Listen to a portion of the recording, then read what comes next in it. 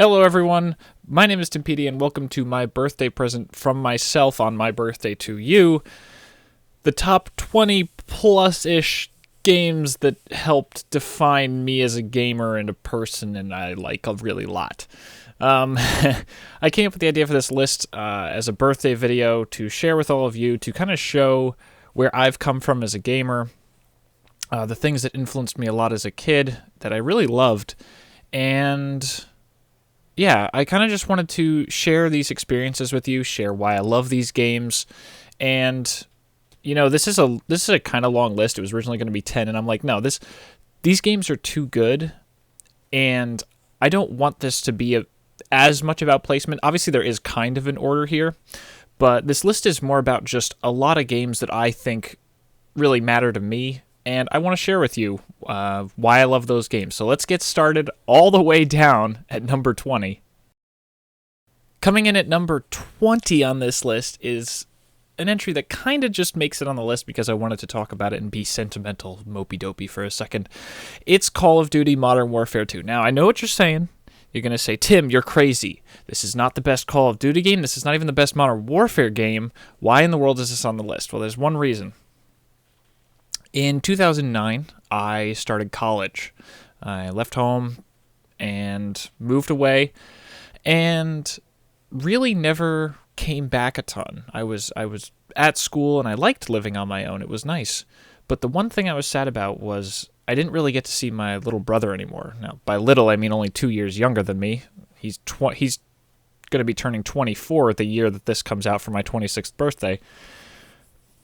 But I didn't really get to see him, and we had never really had a thing that we hung out with except a few video games over the years that we played a little bit, including another entry much later on this list. But a couple times when I started school, he was just finishing high school, obviously, and he had been playing Call of Duty for a few years. He played Modern Warfare 1 and Prestiged and up to 10 and played it with his friends, and I always kind of scoffed at it a little bit. I never really got into it. But at college, my roommates all really liked it, and we started playing it a lot. And then Modern Warfare 2 came out, and I sunk right in. I was like, wow, this is actually a lot of fun. I like doing all the perks and everything like that. And lo and behold, my brother also, for the first time that year, got himself his own Xbox. Originally, we'd even had to share an Xbox 360 that I convinced my parents to let me take to school. But in return, they gave him a new one. He got the black model that I thought was super cool. I just had the dinky old white one at the time. And we decided to start playing Modern Warfare 2 together. And it was the one time in my adult life that I've really had the chance to connect with my brother like that. We really got to bond, just the two of us, while I was away at school, just playing Call of Duty together, and it was so much fun. And we would play Team Deathmatch or Domination or whatever the big mode was. I can't even remember. The 18-player Deathmatch Domination mode. And we would be the top two, like, every game. It was awesome. I really had a good time.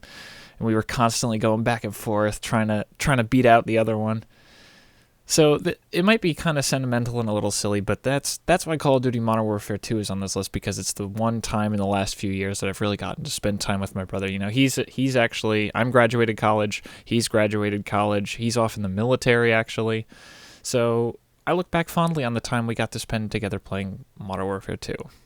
But let's leave sentimentality behind and jump to number 19. If you can't tell by this point, being subscribed to my channel, I really like sci-fi, and I really like giant robots, which I haven't gotten to show on the channel very much, because there's no good Gundam games, really. Growing up in the 90s, I got to be a Gundam Wing kid, and I was like, oh my god, giant robots, they're so cool! And I really wanted a game that let me feel the awesome power of piloting a giant robot, and I got to have that with the MechAssault series. I never really played Mech Warrior as a kid. I didn't have a powerful computer. Certainly nothing compared to the percentile of quality, I guess you could call it, my computer is in now that I've rebuilt it. But I just didn't do a lot of PC gaming. And lo and behold, here on the Xbox were these two really fun games. The first one is probably a little tighter, but the second one offered so many new, abilities, the little power armor. So I kind of am lumping these two together. You're going to find that I'm cheating in a few entries on this list. I'm kind of cheating a little bit. But what I'm going to try to do for these multi-game entries is kind of average out where they would be if you added the scores together and divided by how many games are in the series. I know that sounds very technical for this list. But MechAssault isn't a game that I find myself going back to that much. I've tried multiple times to go back and do a Let's Play. The problem is they don't work on the 360. Great. But I really loved playing these games on the original Xbox. They were so much fun to just clomp around in this mech, charge up your plasma gun and just fire your lasers and missiles. It was a blast, and I really look back fondly on playing these games. I really loved being a giant robot. And personally, I like more arcadey games. I don't really like super technical flight sims and things like that. I like feeling like I'm just stomping around and having a good time, and that's what MechAssault gave me in a giant robot game. Here at number 18, we have the first of many strategy games on my list, Rome Total War. I never really got into the Total War series before Rome. I didn't play Medieval or anything like that. But I played Rome, and I just loved the feeling of scope, realistic, it was very accurate. The campaign map was so huge and taking over territories and moving troops around. It felt large and slow in a way that you'd think a Roman Empire would. And then the battles, the in-person battles with the tons of units and the feeling of that cavalry charge as you just blast into a group of unsuspecting archers.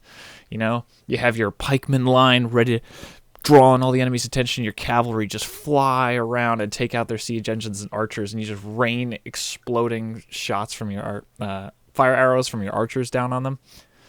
Oh, man, it felt so good. And sieging cities, setting up your siege engines, slamming the gate or the wall, running up a battering ram and having oil dumped on your troops, and then you breach the gate and charge into the city and kill everybody. Oh.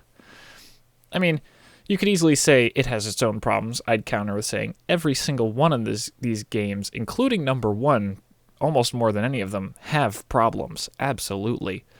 But overall, I just had so much fun playing this game. I never really got to do multiplayer, but just the feeling of those intense in-person battles, and then the great overworld where you really got to build a Roman Empire, or you could just play as other people. You didn't have to be Rome. You could be the Gauls or something, and it really did feel like it played differently, and you had different technologies and different buildings. Like the Romans had the super good roads, but other people might be better at sailing, have better ships. The Roman ships weren't that good. So for me, this was one of my favorite early-ish strategy games. I didn't love it as much as certainly a lot of the entries on this list. Obviously, it's number 18. But for what it was worth, the original Rome Total War was a blast, and I really enjoyed it. Number 17 on this list is absolutely far and away the newest game on this list. It's Middle-earth: Shadow of Mordor. Now, this is the one pick I'm kind of unsure about, but thinking back on my recent Let's Play I did as of this video, I recently finished my Let's Play of this game, and man, that game felt so good. I really wanted to... Partially, the game is on here to represent the fact that I have really enjoyed a lot of the games, like the Assassin's Creed games. In recent years, I haven't as much, but 1, 2... and the 2 spin-offs for 2, Brotherhood and Revelations. I really liked all those Assassin's Creed games, that feeling of climbing around and everything. But when I thought about it, I also love Lord of the Rings, so getting to be in that universe. And for me, who's someone who has not read the Silmarillion, I played a bunch of the games and watched the movies, but I haven't delved into the lore nearly as much as a lot of people I know. This was a really cool opportunity to learn more about the lore, and the game just plays so well. The story is fun, but for me, if I can't enjoy what I'm playing as I'm playing it, I really don't want to keep going. So for this to have such tight gameplay, you'll hear me talk about it in the Let's Play over and over. It feels really good to play Shadow of Mordor. And it's kind of, like I said, representing the open world action game, because I do like a lot of those, like even Saboteur on the 360, if anyone remembers that. That was a fun game. I tried to do a Let's Play of a while ago. But none of them feel quite as good as Shadow of Mordor did for me.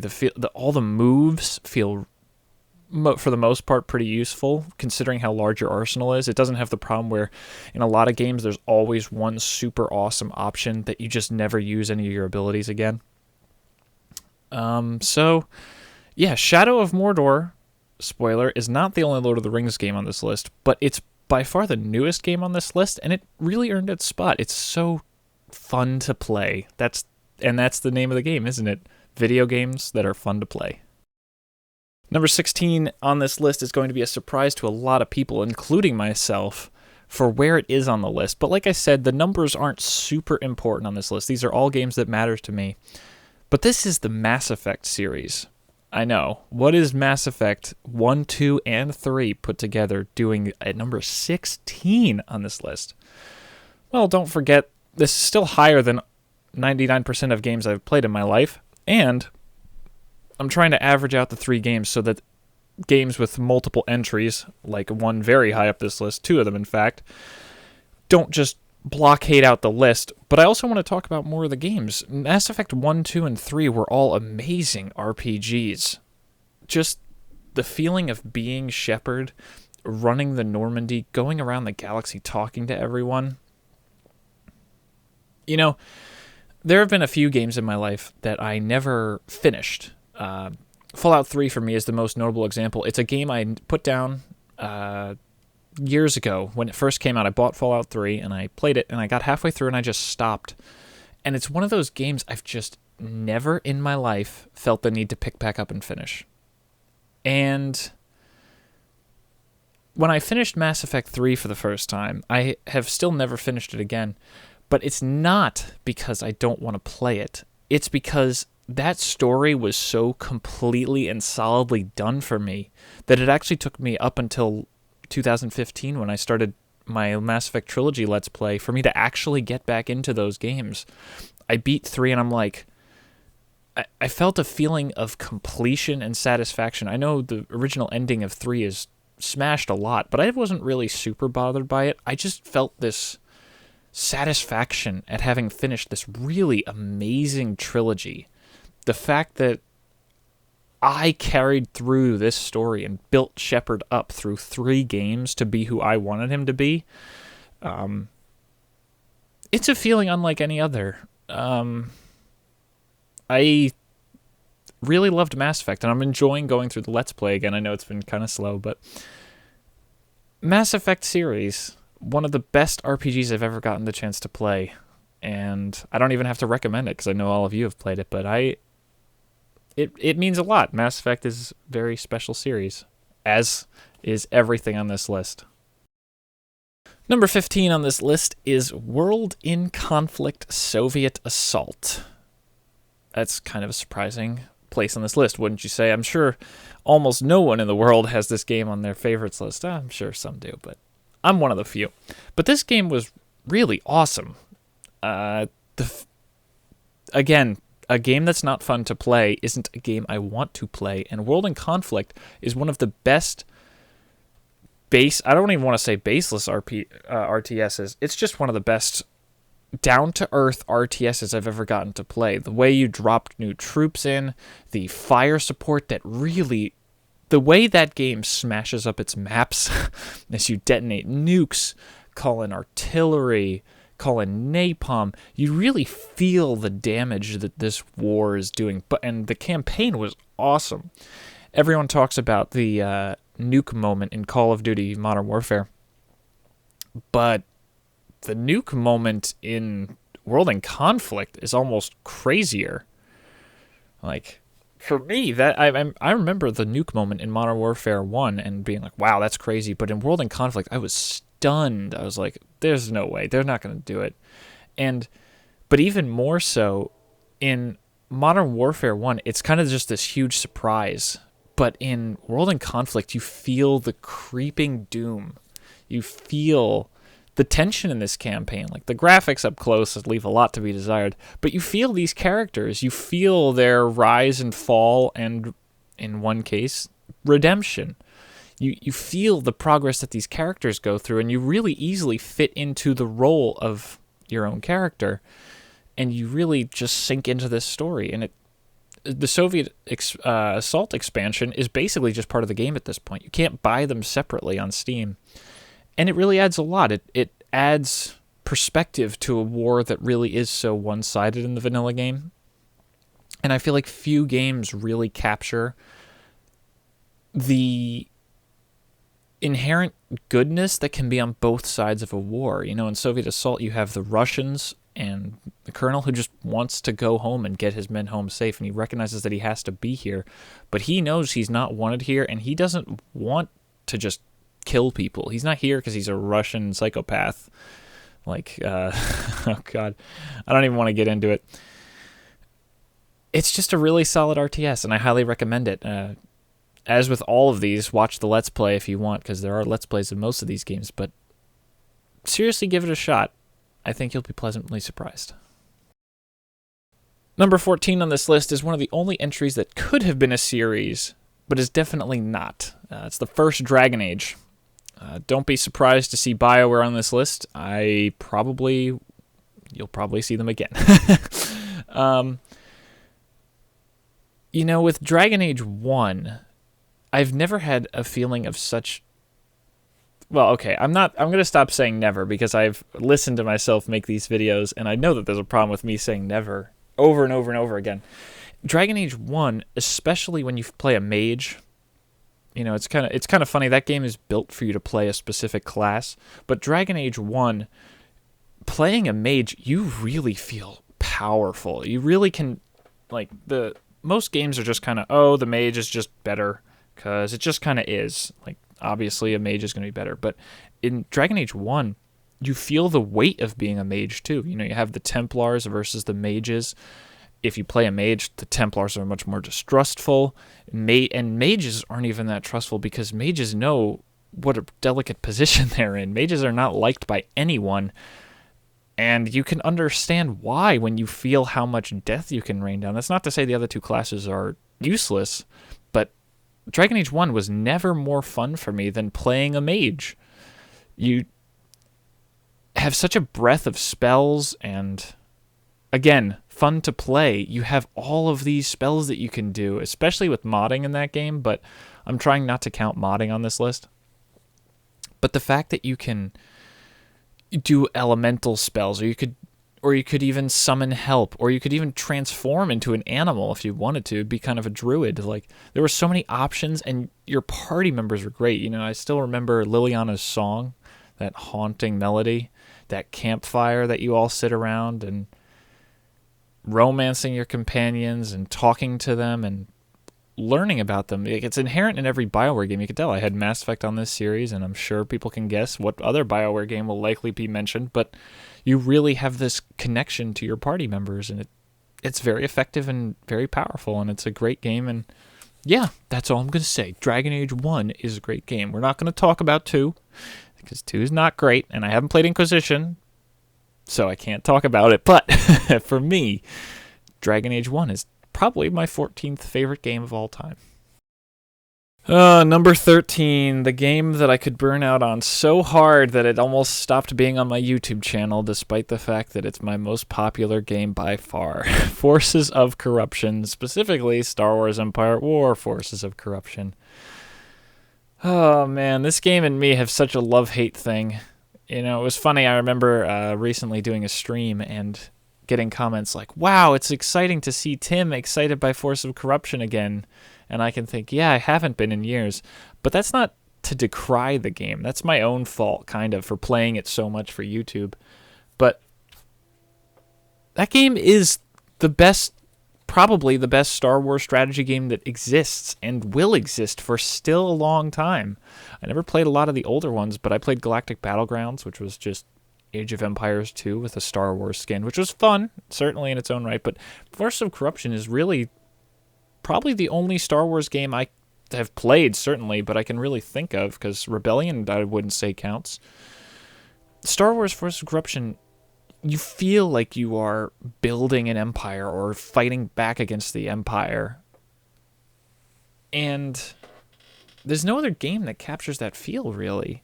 You have your ground combat, which is admittedly lacking, but space. For someone who loves space strategy games, just the feeling of hyperspacing in your own Star Destroyer for that first time is, oh, God. That moment alone almost gets this game on the list.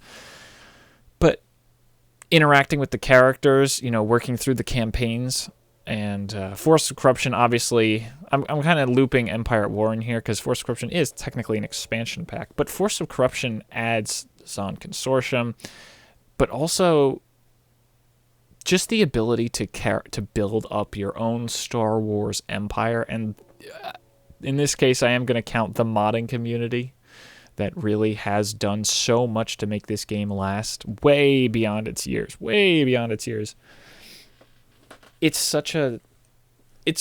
the best Star Wars strategy game we're going to have for a long time, and that alone kind of gets it high on this list. But the fact that you have a lot of options, and it just feels so good to build Star Destroyers or build Mon Cals and fight them out.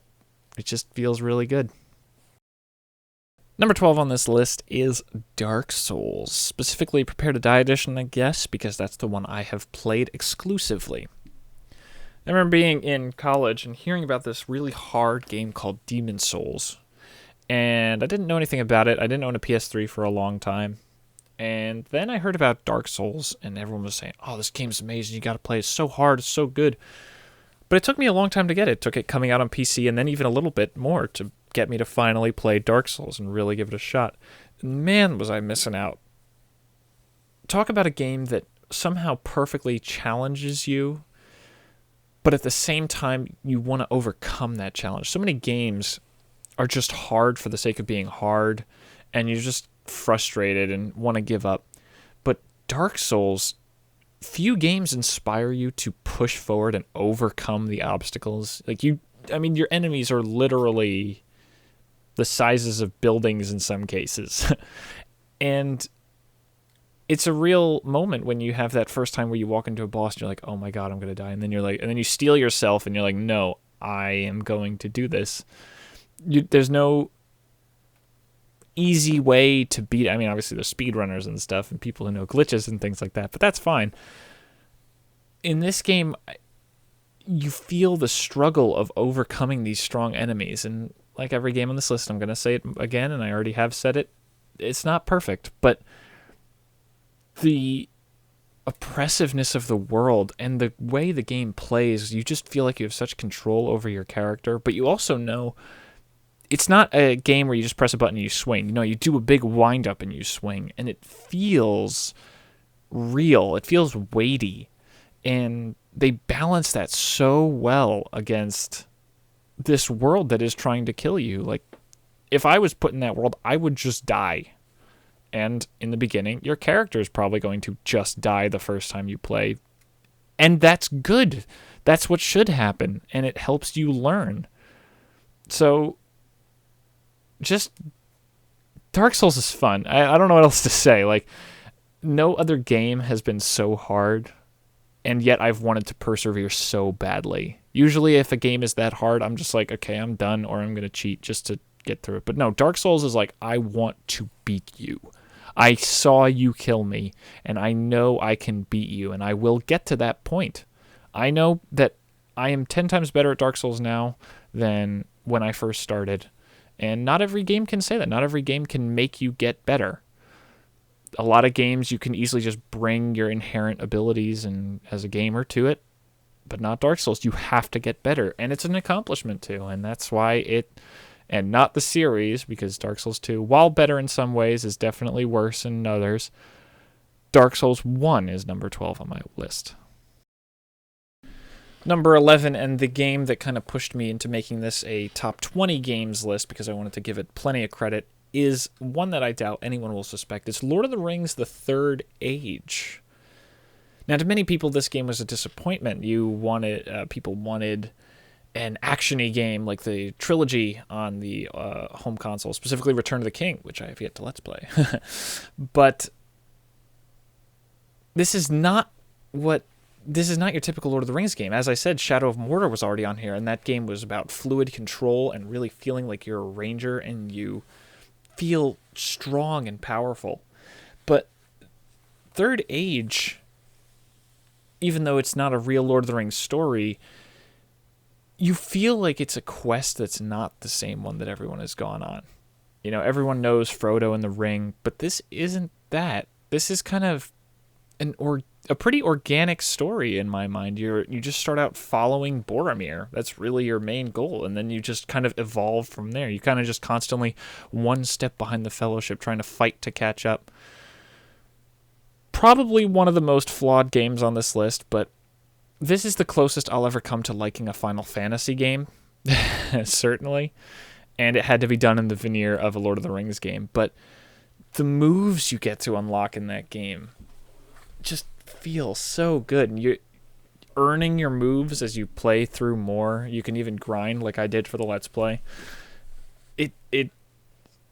It's just such a good feeling to take down these enemies that really get more intimidating. Like, you start out with just junky orcs, and then you join Gandalf. Like, it's pretty ridiculous, but you help Gandalf fight a boss fight against the Balrog with Gandalf. That's just so cool.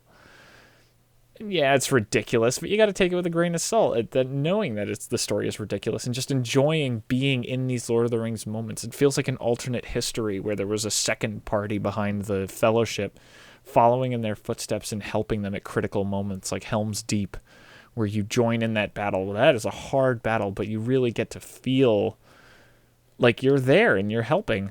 And it's just so fun. It's one of the few really slow RPGs that I've ever enjoyed, and certainly the most of all of them.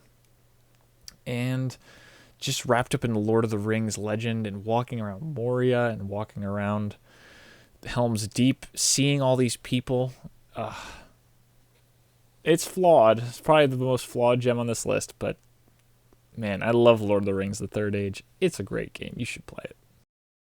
Okay, getting into the top 10. And number 10 is another game that people will say is incredibly flawed and disappointing. Fable / Fable Anniversary, because they're kind of the same thing. Or I should say Fable The Lost Chapters or Fable Anniversary. Take your pick.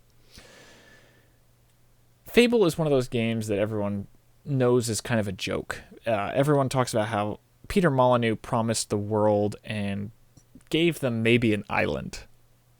And that's fair.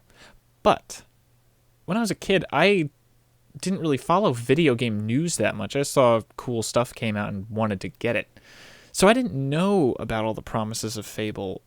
And then I played it and I loved it. Playing through Fable, starting out as the young hero, going out, your family. Heck, my desktop on my computer is a Fable one right now. It's the artwork from Fable The Lost Chapters, or Fable Anniversary, whichever you want to say this spot on the list goes to.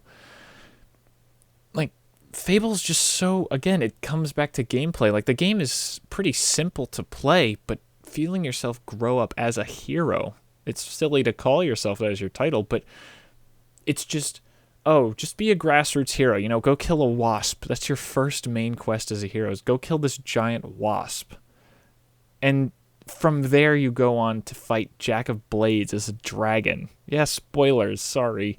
But go watch the Let's Play, come back, and then agree with me.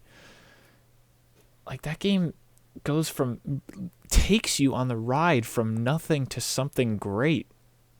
And going from dinky clothes to heavy plate armor, giant swords, magic.